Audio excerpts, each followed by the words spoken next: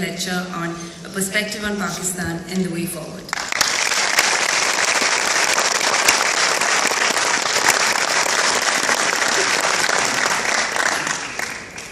Ambassador Pillai, thank you very much. Ladies and gentlemen, first of all, I'd like to thank ISAS for inviting me here, giving me an opportunity to speak in front of this eminent audience. And I look forward to your questions, because that's really when I'll know what aspect of this moving forward you are really interested in. There's no doubt that Pakistan today faces a series of crises. But you know, I believe that crises in a human's life or in a country's life, they're a great opportunity to change course. It's an opportunity to analyze your weaknesses and move forward. I think Pakistan has reached that point where the majority of Pakistanis now realize that we cannot go on as we have been so far. This realization, of course, the main beneficiary of this realization is the party called Tehreek-e-Insaf, which we started 60 years back. It is the fastest growing party in Pakistan. We recently did a membership campaign and we had 10 million members, which makes it probably one of the biggest parties anywhere. How do we move forward? We have a crisis of massive proportion as far as our economy is concerned, huge deficit. We have this war on terror imposed on us, which is a question of the blind leading the blind. Neither the US knows how to win this war, and clearly neither does Pakistan, because it's basically taking instructions from the US. So the famous line in Alice in Wonderland, that if you don't know where you're going, any road takes you there. So we are groping in this war on terror. No one quite knows what is victory. No one knows this. I keep asking everyone, how do we win this war? And no one seems to know. Neither do the Americans, certainly not the Pakistani government. So we are stuck in this war, which was supposed to be against extremism, and there is more extremism in Pakistan than ever before in our history. And then we have a problem in Balochistan. There's an insurgency, which started off when in the previous regime, Nawab Akbar Bugti was assassinated. Then there's a problem in Karachi, where there's target killing. Parties sitting in government have their own militias. Police has become completely ineffective because it's become politicized. So what is our financial hub, there is a huge crisis there. So businesses are just going abroad, going to Bangladesh, Malaysia, going to Dubai. And then there is a huge crisis of law and order because of the war on terror, especially in the northern province of Tunkhwa. The police is defending itself, so it's unable to defend its citizens. So aside from that, everything is fine. So we have these huge problems. But the positive thing, now what is different now? Why here is Imran Khan standing, who's more optimistic than ever before in my 16 years of politics? Why am I optimistic? Because finally, I thought one day my people will rise and want to change. Finally, that has happened. Reflected here in this membership. But we had these rallies about a year back.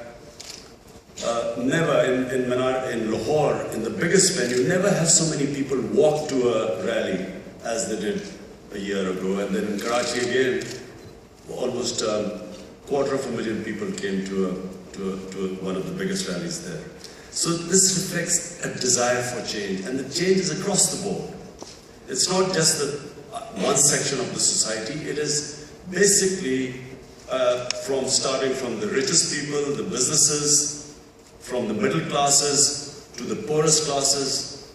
There are three different education systems, unfortunately, in Pakistan: the English medium for the elite, Urdu medium for the masses, then Dini madrasas. All three are parallel systems going on. But in our rallies, all three these social groups were represented. So we had people from Dini Madrasas coming, from the Urdu English medium. So it's a desire for change. Recently there was a survey in Pakistan by the International Republic Institute.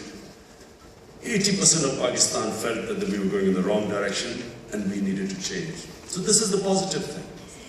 I would have been depressed today if people were satisfied with the situation in Pakistan.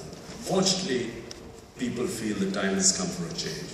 So, being an optimist, someone who used to step on the cricket field always thought he would win. But this time I really do believe that we're going to win. Inshallah.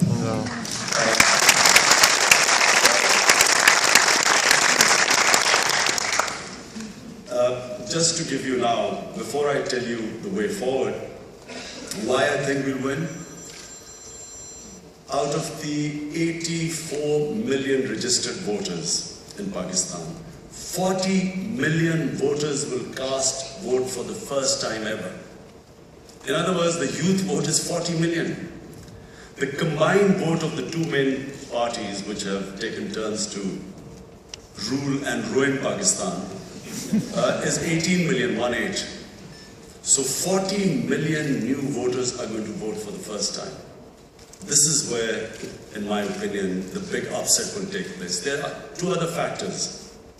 One is, for the first time, television play a very important part in the elections. We have one of the most vibrant electronic media. One of the positive things of the Musharraf era was that he allowed television channels to operate, and no longer was the state monopoly of the government-run television. No longer is that now, the censorship of the state monopoly is no longer there. So, I mean, just to give you an idea, in the last election, which I contested in 2002, the total television time I was given was 20 minutes in the election. Now, of course, you have all these electronic, these private TV channels. The most watched programs are current affair programs, not any soap operas, not dramas. The TV current affair programs, mind you, they themselves have become a soap opera. The chief, the most watched actor, of course, being Sheikh Rashid.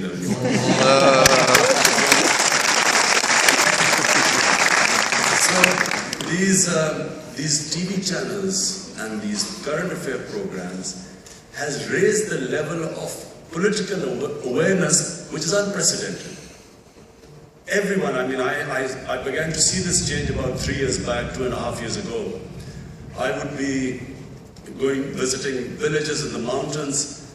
Young boys, teenagers would know everything about what was going on in Pakistani politics. So this is a very positive thing that has happened. You have a politically aware public which will go to vote for the first time. Before that, the state media with television was controlled.